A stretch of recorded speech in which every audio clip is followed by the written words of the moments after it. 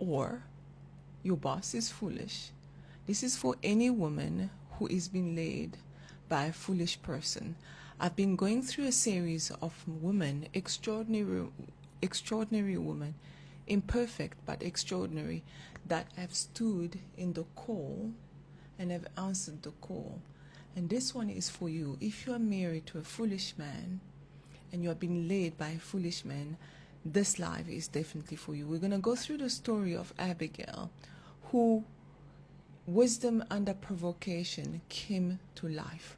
She, like you, if you are watching, was married to a very foolish man, and how she saved the whole nation by choosing wisdom over her feelings, over retaliation. She chose wisdom and saved the whole nation.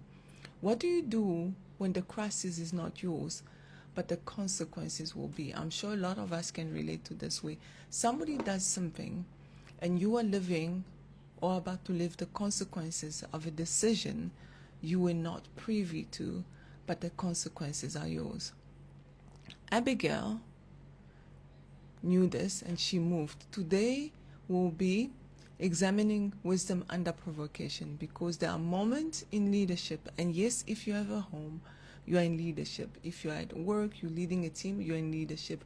When everything is on the line, the only thing standing between destruction and peace is a woman who can act with clarity. Are you a kind of woman that can act with clarity? I want to put everything in context for you. I'm going to speak again from my favorite book, which is the Bible. And this time it will be from 1 Samuel 25. In Samuel 25, we meet Abigail. She is described in the very first verse as intelligent and beautiful. And if you read the Bible, it's not often the Bible describes a woman with intelligent or beautiful. Often speaks of her character. And this was a woman of character. She was intelligent and beautiful. And she was married to Nabal. And Nabal, it was a wealthy man who came from a wealthy family, and his name, let me read it to you.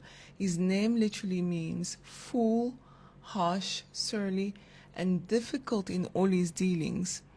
This was not a partnership of equal. This was a woman with extraordinary capacity inside a very limiting environment and situation and marriage. And yet she did not allow her environment to diminish who she was.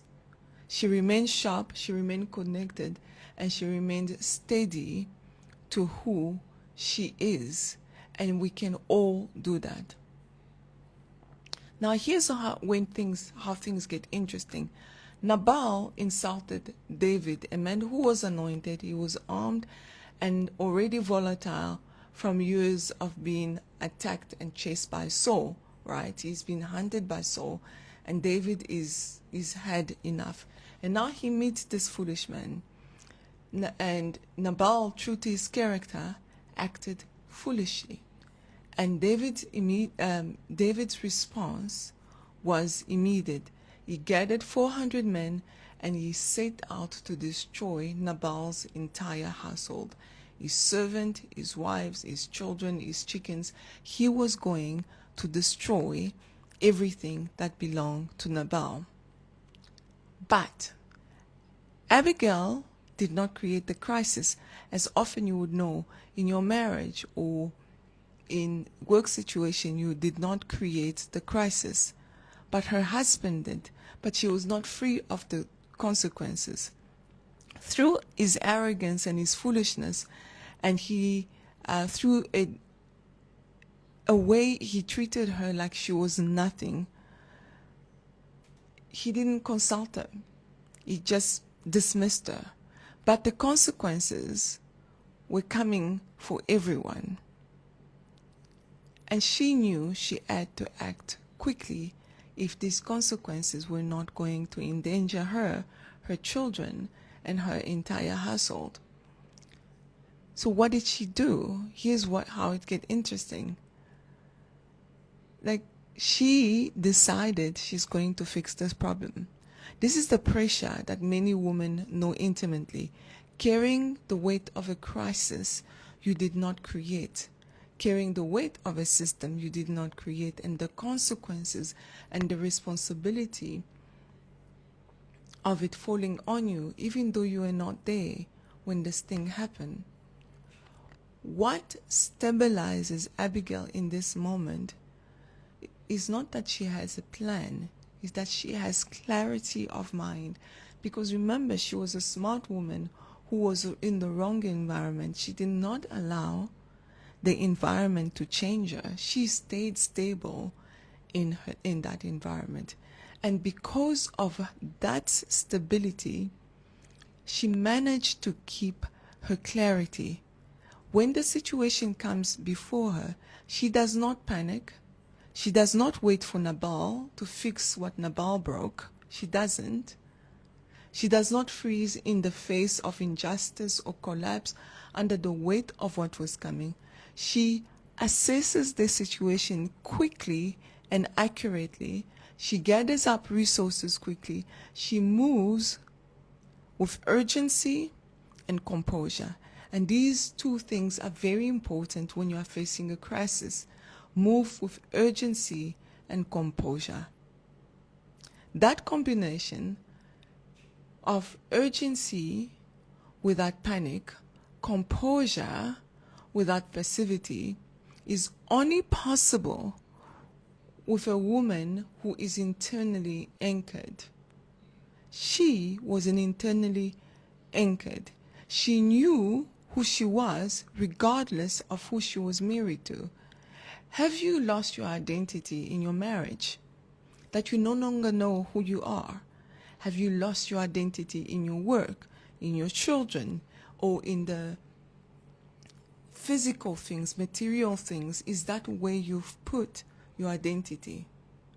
Abigail did not lose her identity, even though she was married to a foolish man.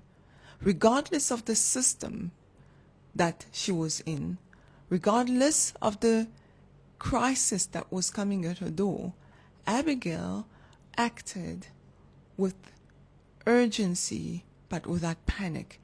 Are you a woman that is able to act with urgency without panic? Are you a woman who is able to keep her composure and her identity, not lose herself in her marriage, in her work, in her children, in all the material things? Abigail's identity was not defined by her husband's foolishness. Nabal's foolishness did not change who she was internally. And that internal separation of Abigail saying, this is who I'm married to and this is who I am, did not change her. Sometimes when you are married to a foolish man, you allow his foolishness to become part of who you are, and you begin to forget who you are because you have fused your identity with his and not with God. Her identity was not defined by Nabal's foolishness. Her internal separation was very clear. She was made capable. She was a capable woman. And in the moment that capability was required, she acted very quickly. This man was foolish and he was going to get everybody killed. And she decided to act very quickly. Here's the resilient decision that Abigail made. She decided that she's going to ride out and meet David, who is riding towards her and her house to destroy everything she has and everything she knows and everything she owns. She rides out alone and finds him with his 400 men, because again, remember, her identity was anchored. She dismounts, she bows, and then she speaks with precision, with humility, and with extraordinary strategic intelligence. She takes responsibility without being responsible for what has happened. She redirects David's anger without dismissing his anger. She appeals to his identity. That's a very strategic, clever woman. She reminded him of who he is and what he's called to do, rather than just begging for mercy. she reminded David of who he was.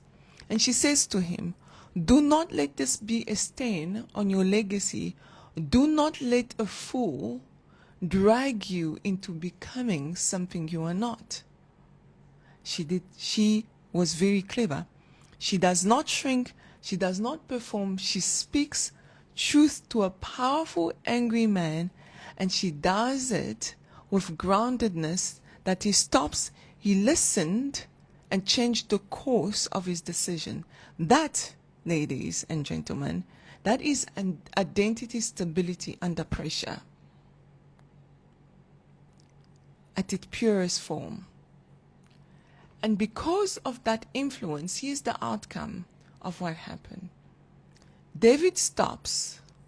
He receives her words. He blesses her discernment and tells her she has kept him from bloodshed, and she has kept her whole family alive. A household is saved. 400 men turn around, and it happened because one woman refused to be paralyzed by a crisis she did not create. She did not mourn. She did not complain. She did not create a WhatsApp group so she can start complaining. She did not spend time shouting at her husband because she knew all of that was a waste of time. Shortly after that, Nabal dies, and his heart failed because he realizes what he had caused and what was going to happen to the rest of them. So he had a heart attack. David sees an opportunity. He says, here's a woman who is strategic, who has wisdom, who has humility, who is grounded in identity, and she has influence. He sends for her to become his wife, because a king in the making needs a strategic wife.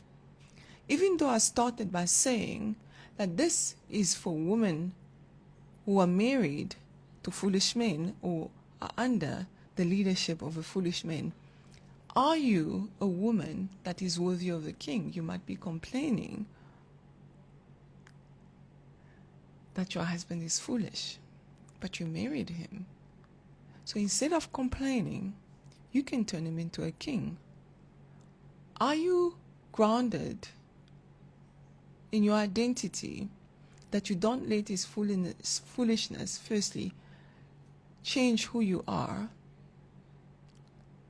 And two, do you have identity influence that you can influence him? Because she influenced David to the point that he asked for her to be his wife. And I'm telling you this so that you do not reduce her whole story to the fact that, oh, she ended up marrying him. The influence was in the outcome. It was in the moment she chose clarity over panic, wisdom over passivity, and action over paralysis. She did not wait for permission to lead. She led because the moment required it, and she was ready. Are you ready to lead? Are you ready to lead? And how can we take Abigail's example and translate it into modern day leadership? Many women find themselves managing consequences they did not create. A colleague's poor decision, a husband's poor decision, a leader's failure that becomes their crisis, becomes your crisis to navigate, a system's dysfunction that will fall under your shoulder. The temptation in those moments is to have panic or paralysis, to react from emotion or to freeze from overwhelm. But Abigail shows us a third way that you and I can adopt when we are faced with situations that we did not ask for. She teaches us to assess clearly, to move quickly, speak wisely, and stay grounded. Wisdom under provocation is not about having all the answers. It's about remaining anchored enough to find the right ones, even if the crisis belongs to someone else. The most influential women in a room are rarely the ones that created the vision. You don't have to be the most powerful leader because you created the vision. Sometimes they are the ones that prevent destruction. And that is not lesser, it's not a lesser form of leadership.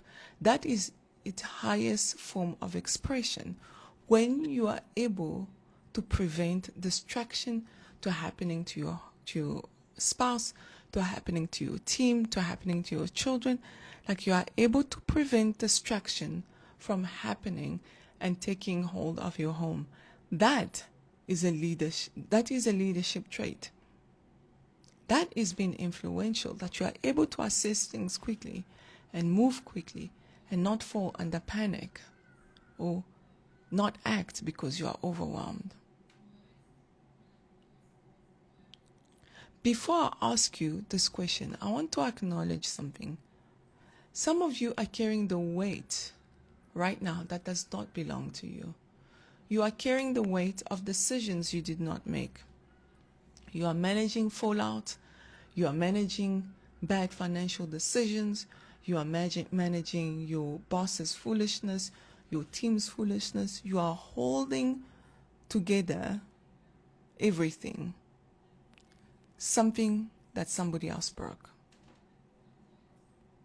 And you are probably doing it without recognition because that's what you do when you're a woman in leadership.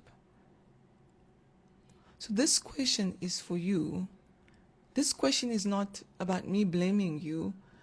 I just want to help you find clarity. Here's my question to you.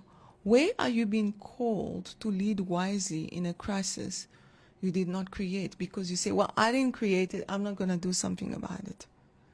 But what if that's what you're called to do? What if you're called to do what you don't want to do to prevent the destruction of everything that you hold dear? Are you moving from panic or from groundedness? From reaction or from anchored discernment? Because sometimes it's easy to stay in that place where you are in panic, you are in overwhelm, you are in blame, you are angry, rightly so. But what does this moment require of you? Is it panic or is it anchored discernment? What would it look like to bring Abigail's composure into a situation that you are currently facing now? What would it look like for you to do what she did? Instead of blaming her foolish husband, the foolish people that were giving him advice, she took control and she saved the day. She prevented the death of her entire household. Is that the kind of woman you are? Are you a woman that can prevent destruction even though you did not cause it? Abigail did not wait for Nabal to lead. She did not wait for the situation to be faced. Sometimes we find ourselves stuck in, it's not fair. Why do I have to deal with this? Why did I need to do that? He did it. He should fix it. She did not wait for that. She did not wait for permission or recognition for the right moment, for the inconvenient time for her to act so that she can save her entire household. She saw what was needed. She moved from wisdom, and her discernment changed the outcome for everyone around her. Because identity stability under pressure produces resilient influence. She was able to be influential because she was stable in her identity, and under pressure she did not panic. Under pressure she did not blame. Under pressure she did not find the easy way out. Under pressure she remembered who she was, a woman of stature, a woman of clarity, a smart woman, a strategic woman, and she was able to prevent destruction and disaster arriving at her doorstep. That, ladies and gentlemen, that is an identity stability under pressure. It produces resilient influence. And today, I want the same for you and I, to be able to stand strong under pressure and to be anchored in our identity and remember who we are when the moment calls for it. Thank you. See you tomorrow.